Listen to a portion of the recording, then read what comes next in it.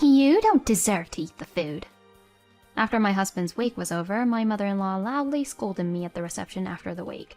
Amidst the luxurious platters of food, there was only one simple cup of instant ramen noodles in front of me. I guess she fed him this kind of food all the time.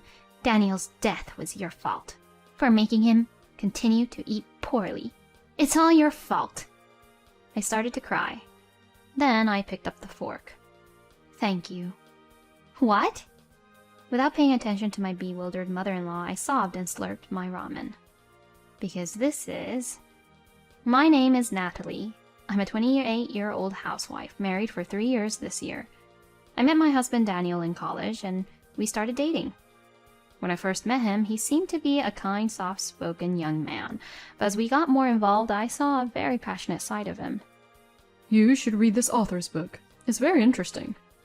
You're lending it to me again? I'll look forward to reading it. I'll read it as soon as I get home. He's a bookworm, and when he talks about books, his tone turns passionate. Since I love to read too, we got along right away and started going out. Daniel had always said since he was a student that he'd like to work for a publishing company in the future, and his enthusiasm did not wane when he began his job search. I still remember how happy I was for him when we hugged each other on the day he received the letter of offer. I was also interested in working in the publishing industry, but my parents wanted me to get a job as a medical clerk and work at a nearby clinic, so that was what I did. And we started living together upon graduation. And when I was in my 3rd year of working and getting used to the job, we decided to get married. We were really happy living together, so I had no hesitation when accepting his proposal. However, there was one big change when we got married. If you don't want to, I won't force you to. But can we live with my mother? Daniel made this suggestion apologetically at the dinner table. Daniel's father had passed away in a car accident when he was in high school, so his mother now lived by herself. Daniel also has an older brother, Kevin, but he and his mother don't seem to get along well, and he left home as soon as he started college. Okay, I'm sure your mother would be worried about living alone forever. I was a little hesitant, but gladly accepted. I had seen my mother-in-law several times since I visited Daniel's parents' house, and she had been kind to me, so I wasn't too worried about living with her. Besides, I knew that Daniel loved his mother very much, and often contacted and visited her. So I kind of expected that he would ask about living with his mother, taking into account the situation. We moved out of the apartment we were living in and moved in with his mother. At the time, I thought that we would begin a happy life together with my husband, who cherishes his family, and my mother-in-law, who is kind to me. However, my hopes were dashed as soon as we moved in together. Why is dinner so late? Make it by 6 o'clock. I usually go to bed early, but I have to work until 5. You're talking back at me like that? Don't get carried away. You're just as slow as your parents. I'm sorry. When we started living together, my mother-in-law's attitude changed drastically. In front of Daniel, she acts nice to me, but when he is away from home, she starts to bully me. The harassment is not limited to verbal abuse. When my mother-in-law took a bath before me, the hot water in the bathtub was drained out, and I even found some of my favorite clothes that were in the living room thrown away. At first, I put up with it, but the harassment gradually escalated. I couldn't take it anymore. So after a few months, I thought of talking to Daniel about it, but... You've been looking a little down lately. Is there something troubling you? Actually... No, it's nothing. Maybe I'm just tired from staying up late. I see. Well, I'm sorry, but I have an early start tomorrow, so I'm going to bed first. Daniel was concerned about me, but I couldn't talk to him about it because I didn't want to disturb him when he was tired from work. He was assigned to the editorial department, which was said to be one of the busiest in the publishing company, and there were many days when he was so busy with work that he couldn't come home. This was especially true during the busy season. Sometimes he would come home in the middle of the night, but he would fall asleep immediately and go to work early in the morning with a change of clothes. Even on his days off, he would read through piles of new books and receive incessant phone calls from his bosses, authors, and illustrators, so he never got rest.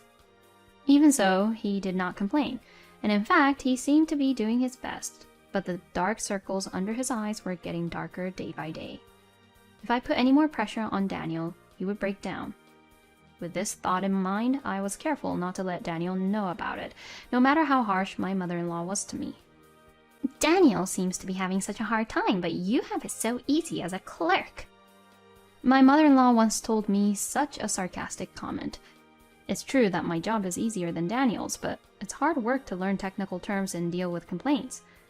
Besides, I didn't want my mother-in-law to say that to me, of all people. My mother-in-law has been a housewife since she got married, and still lives on her inheritance and pension. In addition, she is always complaining about my housework, but never tries to do anything at home herself. She spends all day watching TV and going out to lunch with her friends. Does she think I'm her free housekeeper? When I came home from work and hurriedly started to prepare dinner, my mother-in-law wouldn't leave the TV, and to top it off, she started complaining about it. The exhaust fan is making too much noise. I can't hear the TV. I can't turn it off, even if she says so. I went to a buffet lunch today and I'm full, so I don't need dinner. Daniel can't come home either, can he? Well, why don't you just skip your meal today? Skipping once wouldn't hurt. You have a job that doesn't require to move anyway. How selfish of her. I bit my lip, unable to say anything out loud. In the end, I decided to heat up a frozen prepared meal alone that day. At least if Daniel was there. I tried to be patient, but his work had become even busier than before. His working environment had become more and more demanding, with a new boss who pushed him too hard, and a colleague who suddenly quit because he could no longer stand the overwork. He said he only gets a couple of hours of sleep every night. I was exhausted by my mother-in-law's harassment, but I was determined to support him as much as I could as his wife. On days when he came home late, I cooked a well-balanced dinner that was easy to digest and put a relaxing aroma in the bedroom. As a wife supporting her husband, none of these things were special, but Daniel seemed to realize my efforts. I also kept a spare of Daniel's favorite items, from cups to socks, and replaced them with new ones as soon as they broke. Recently, perhaps due to fatigue, he has been dropping cups and forks in his hands, and when I immediately offered him the same cup that broke, he was surprised. Wow, you've been ready. I'm so thankful for you always taking care of me, even though I haven't been available at the house. He looked apologetic, but also looked sincerely pleased. It's okay, but don't overdo it. Your body is the most important thing. Thank you. I heard that there are plans to increase the number of staff in 6 months, so when that happens, we should go on a trip together. I was so happy to hear such a suggestion from Daniel, who was busy with his work, that I almost cried. And since we hadn't had any time alone without my mother-in-law for a while, I made up my mind to endure this life, looking forward to the trip. But that trip never came to be. The next week, around 2 a.m., my phone rang. Your husband collapsed and was taken to the hospital. What? Hospital? My mind went blank, and I felt like blood drain away quickly. After hearing the name of the hospital from his boss on the phone, I woke up my mother-in-law and headed for the hospital in my pajamas. I jumped out of the cab and rushed to the hospital, where I was told that Daniel was being treated in the ICU. According to Daniel's supervisor in the waiting room, a security guard found him collapsed at work and called an ambulance. He was working alone in the middle of the night, which delayed the discovery. The doctor came out of the treatment room shortly afterwards, and my mother-in-law and I crowded around him as we demanded an explanation. The doctor's diagnosis was that he had suffered a stroke, probably caused by overwork. Doctor, will my husband recover? He still has a beating heart, but honestly, the situation is very difficult. I am so sorry. He said that since his symptoms were so severe, maybe he had been feeling numbness in his limbs on a regular basis. Come to think of it, that's why he used to drop his forks and cups so often. I blamed myself so much for not noticing the signs that I slumped down on the spot and couldn't move for a while. Please, Daniel, wake up. I prayed desperately for Daniel's recovery, but he did not wake up and passed away a few days later. I couldn't believe Daniel was gone, that I could hardly eat. Still, I felt I had to fulfill my role as a wife, and together with my mother-in-law we prepared for the funeral. My mother-in-law seemed equally sad, but she kept venting her pain on me. My son died because you didn't take care of him. She frequently said such things to me, but in my weakened state of mind I repented, believing that my mother-in-law was right. If I had been more sympathetic and concerned about Daniel's health, if I had been quicker to notice the slightest change, Daniel may have still been alive. My mother-in-law's outbursts stung deeply in my heart, but I put up with them because I knew it must have been painful for her too. However, the verbal abuse increased day by day. At first, she was sincerely sad about Daniel's death and was very hard on me, but then she started using Daniel's death to bully me. Daniel collapsed because of your slow housework. She yelled at me every time she saw me with her incomprehensible logic. My mother-in-law's words and my self-blame began to accumulate, and I began to decline rapidly. Still, we managed to get the funeral in shape, and the day of the wake arrived. Relatives and friends gathered to remember Daniel and to say kind words to us, but I was just going through the process with an empty mind, so no one's words really left me comforted. Perhaps because I was so zoned out, my brother-in-law Kevin called out to me. I think Daniel was happy to have married you, Natalie. I know it's hard now, but you only have to hold on a little longer. Yes, thank you. I had met him several times while preparing for the funeral, and he has a kind and warm personality, just like Daniel. I felt a little warmth when he said that to me, since they all sounded alike. But what does that mean? That I only have to hold on a little longer? The wake went smoothly, and we were to go to the room where the reception would be held.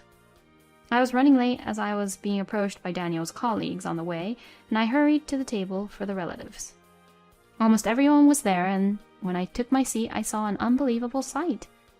There was only one simple cup of instant ramen noodles in front of me. As I froze, my mother-in-law, who was sitting across from me, stood up. She was so lazy and didn't care about my son that she fed him this kind of food when he came home exhausted. It's all your fault that Daniel died. She yelled at me in front of the relatives. Then voices echoed through the room, and the whole audience looked at me with disdain. Instant noodles every day? Poor Daniel. I could hear such whispering. I was stunned at the level of harassment. It would have been enough if she just didn't prepare food for me, but she went to the trouble of preparing a cup of instant ramen noodles with hot water for her to verbally abuse me in front of my relatives. You are not qualified to eat the food here. As I froze up, she spat at me and continued to shout at me. While my mother-in-law yelled at me, I sat down in my chair as if all the tension in my body had been released, and began to eat the noodles. What? My mother-in-law's eyes widened in disbelief, as if she didn't think I would actually eat it. She probably thought I would just run away, crying. But I continued to eat without caring, tears welling up with each bite. Daniel. In fact, this ramen was Daniel's favorite, and we used to eat it frequently when we were in college. A taste that holds fond memories for me and Daniel, so to speak. Before I got a job, I recall Daniel saying, I'm sure I'll be busy when I join the publishing company, so I'll always have to have this on hand, while slurping his noodles happily. It was his favorite dish. So, even after we got married, I always had it in the pantry, but I rarely served it at meals out of concern for Daniel's health. In the silent room, the attendees looked at me and my mother-in-law in a surprise. In the midst of all this, a man stood up, took a small item out of his bag, and handed it to a staff member at the venue. I looked up and saw it was Kevin. I'm sorry to bother you at a time like this, but I have a video message from Daniel. The staff then arranged for a projector to project the video onto the screen at the venue. The person on the screen was in fact Daniel. My mother-in-law and I were stunned by this sudden turn of events. Sorry to bother you, Kevin. I need your help to save Natalie. It appears to be a recording of a video call between Daniel and Kevin. Daniel is speaking in front of a wall that appears to be of a conference room at his office. Actually, it looks like Natalie is being harassed by Mom. I honestly can't believe it. All eyes in the room were on my mother-in-law. This is all a lie. This is a prank. Turn off the video, Kevin. And then the video cut to our living room. Clean up your mess, ugly wife. "You're my housekeeper. Don't eat my food." It was my mother-in-law cursing at me. It appeared to be a recording of our conversation at home, with my mother-in-law's vile slurs, and me apologizing to her one after the other. My mother-in-law looks very pale, shaking while holding her hand to her mouth. Daniel appeared on the projector again and began to explain. According to the story, he said that he didn't think his mother, who took such good care of him, would ever do such a thing, but he couldn't get rid of his doubts, so he has set a camera in the house. Seeing the recordings, Daniel was convinced that terrible wife bullying was taking place. However, he felt that if he pointed this out directly to his mother, she might take that situation and make it even worse. So he decided to denounce it as thoroughly as possible in the presence of a third party, and consulted his brother remotely from his work. Natalie has always been so devoted to me. I love her very much, and she is my beloved wife. But I've just found out that Mom has been treating her very badly. I'll send you the video evidence later. I haven't been able to solve the problem because of my busy work schedule, and I'm causing Natalie a lot of pain.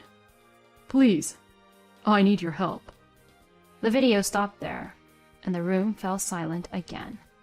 Hearing Daniel's words, I cried uncontrollably.